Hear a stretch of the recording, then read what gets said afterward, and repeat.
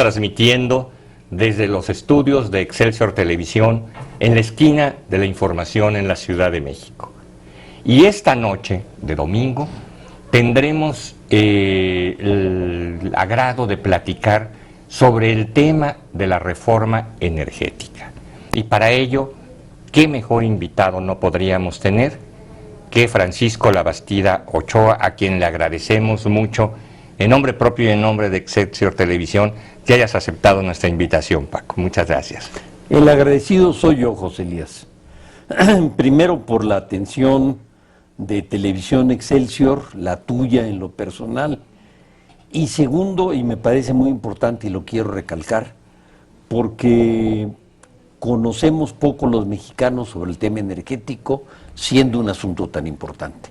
Espero contribuir con un granito de arena a un conocimiento mayor sobre ello. Eso lo adelanto por descontado. Francisco Labastida Ochoa no necesita ninguna presentación. Ha ocupado muchos cargos a lo largo de su vida como servidor público, pero quiero subrayar para efectos de nuestro tema que ha sido secretario de Energía del Gobierno de México y que cuando fue senador de la República fue presidente de la poderosísima Comisión de Energía de la Cámara de Senadores. En el mundo político y fuera del mundo político, muchos lo conocemos o nos referimos a él como nuestro Ortiz Mena en materia de energía, para significar el respeto que muchos mexicanos y muchos extranjeros además le tienen por sus conocimientos y por su seriedad y por su capacidad de previsión en estas materias. Para entrar de manera ya muy directa en el tema, gracias, Paco, y aprovechar al máximo tu visita, te quisiéramos preguntar algo que está en la mente de muchos mexicanos. ¿Por qué hicimos el cambio al régimen energético? ¿De verdad estábamos tan mal? ¿Era necesario hacer este cambio? Si así es, ¿por qué se había tardado? En fin, queremos escucharte. Con mucho gusto, José Elías. Todo el sector energético estaba mal. Yo utilicé la figura incluso cuando era senador de que el sector energético, Pemex y CFE, eran como un avión que iban volando directo a un cerro y que se iban a estrellar, que había que darle vuelta para la izquierda, a la derecha, para arriba, pero que sin lugar a dudas había que cambiarle el rumbo.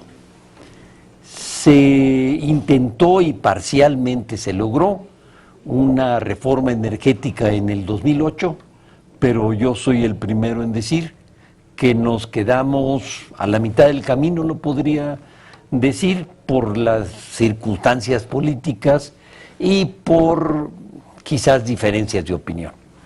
¿Qué tan mal estábamos? La producción petrolera, que alcanzó del orden de 3,5 millones, 3,400,000 y tantos mil, hoy está en 2,350,000. Pemex está perdiendo el orden de 100,000 millones de pesos por año, es una gran, enorme fortuna. Quiere decir que para pagar los impuestos, porque más del 35% del gasto que realiza el gobierno, de los ingresos, de los sueldos que reciben los maestros, los profesores, el ejército, la policía, los empleados administrativos, viene del petróleo. Pero para pagar esos impuestos, Pemex no podía y entonces tenía que pedir créditos. O sea, le estábamos quitando más dinero a la empresa de lo que podía pagar. Resultado, estaba en un desastre.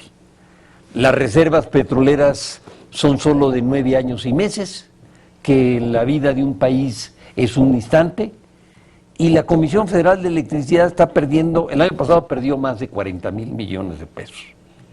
Sí, están mal los sectores, está cara la energía eléctrica, estamos perdiendo hidrocarburos, teniendo al mismo tiempo una gran masa, un gran potencial de producción en el país. Requeríamos un cambio que permitiera salir de un sistema de monopolio de Estado con precios controlados a nivel nacional, el mismo precio prácticamente para todo el país por lo que toca a gasolinas, que ya no podía continuar. De hecho, yo confieso que lo intenté desde que fui secretario de Energía, en 1983. Bueno, lamentablemente no pude. Decías, y me queda muy claro, y creo que ha sido muy afortunado tu ejemplo, de que íbamos en un avión rumbo a estrellarnos con la montaña. Entiendo que con esta reforma, con estos cambios, estamos virando el rumbo. ¿Estamos a tiempo? ¿Vamos a salvar el cerro? Bueno, sí vamos a salvar el cerro. Lo debíamos de haber hecho antes, obviamente. O sea, esta reforma, en mi opinión, debió haber sido varios años antes. Todos los factores así lo indican, los factores de eficiencia, de reservas, de producción, las finanzas de las empresas, la mala tecnología, etcétera. Yo creo que es tiempo para poder salvar a las empresas y salvar al sector, pero va a tomar años. Me parecería que sería una deshonestidad intelectual de mi parte decirte que esto se arregla de la noche a la mañana y con varita mágica. Me parece que los primeros resultados los vamos a obtener en unos 2 años más o menos, y de ahí en adelante van a ir creciendo. Pero todo en materia de energía no es de corto plazo. Toma tiempo. Para hacer una inversión hay que tener la idea, la conceptualización de la idea, el proyecto, es decir, la inversión y luego la producción. Toma tiempo. Pero yo creo que vamos a empezar a sentir sus beneficios dentro del orden de unos 2 años. Empiezan. Dentro de unos 2 años empezarían a sentirse. Empezarían a sentirse, yo creo que lo que se va a sentir primero con gran intensidad es la existencia de energía más barata, proveniente del gas, que todavía lo vamos a importar de Estados Unidos. Tenemos capacidad para producirlo en México, pero se va a importar por lo pronto de Estados Unidos, y esto nos va a permitir tener una energía al 20 y tantos %, la cuarta parte de lo que cuesta el diésel o de lo que cuesta el combustible. Eso significa un factor de competitividad, implica que va a venir tanto inversión nacional como inversión extranjera para crear empleos y para crear industrias, y que vamos a ser más competitivos. Esto ya es de suyo una gran ventaja, la posibilidad de que el inversionista nacional y sobre todo el inversionista extranjero pueda encontrar atractivos de inversión en México por descenso de los costos de combustibles. Pero también me beneficia a mí como consumidor final, es decir, quiero suponer que me va a beneficiar en el gas de mi casa, que me va a beneficiar quizá hasta en la electricidad, por virtud de que la compañía eléctrica ahorrará en la generación de electricidad. Tienes toda la razón. A ver, la importación de gas y la utilización de gas, importación como algo temporal, pero necesario para solución rápida, le va a permitir a CFE ahorrarse el orden de $6,000 millones. Es decir, 75,000 o 78,000 millones de pesos. CFE perdió 40 y tantos mil millones, quiere decir que va a pasar de números rojos a números negros. Quiere decir entonces que al reducir los costos puede reducir los precios de la energía. Lamentablemente en México, tanto las empresas como las familias tenemos tarifas altas, excepción hecha de un grupo que por condiciones sociales está subsidiado. Se va a traducir también, y yo creo que de manera muy drástica, en el costo del gas, porque este gas vale la cuarta parte de lo que vale el gas en tambos.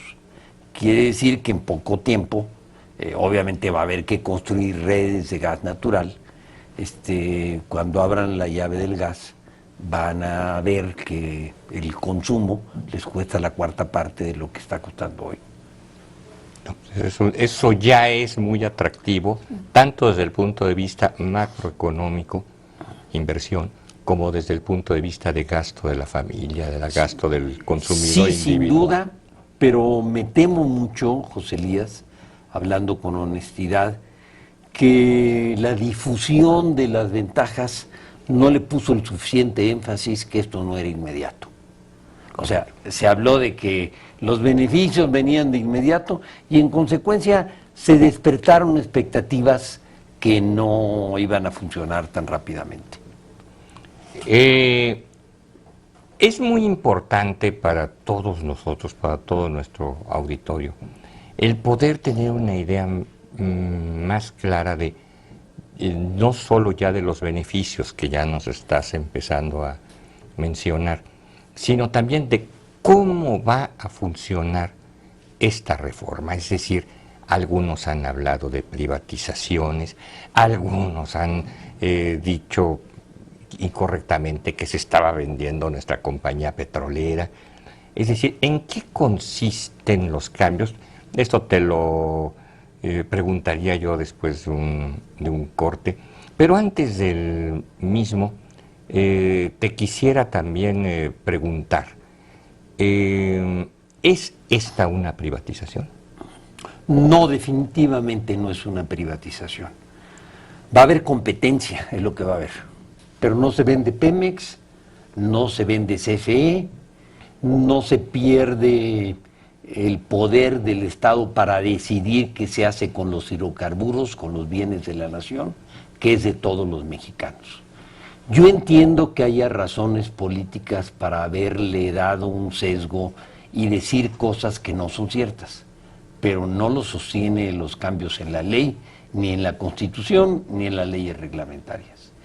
Entiendo que algunos partidos hagan propaganda con base en, digamos, un planteamiento falso de la realidad.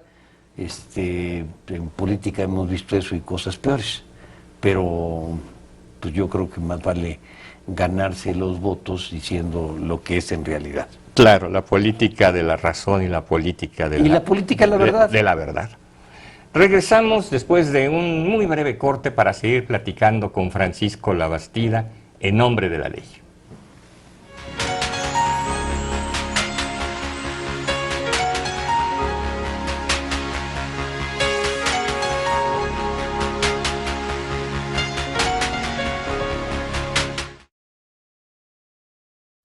Te invitamos a seguir cuestionando la información con los siguientes videos.